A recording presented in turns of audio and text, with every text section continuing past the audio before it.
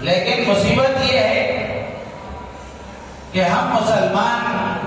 عبادتوں کے معاملے میں رسم و رواج کے پابند ہو گئے ہیں۔ عبادتوں کے معاملے میں رسم و رواج کے پابند ہو گئے ہیں۔ جیسے مثال کے طور پر شب برات کا اہتمام ہوتا ہے، حدیثوں میں اس کا تذکرہ ہے،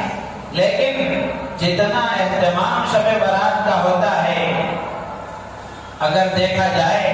کہ مرد حضرات بھی جاگتے ہیں، عورتیں بھی جاگتی ہیں، حتیٰ کہ مردوں کو بھی جگایا جاتا ہے، قبرستان بھی آباد رہتے ہیں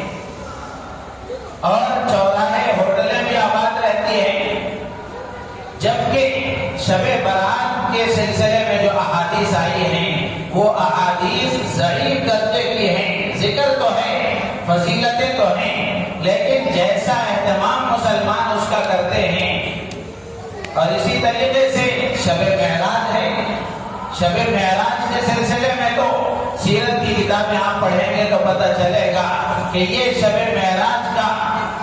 نہ مہینہ طے ہے، نہ تاریخ متعین طور پر طے ہے۔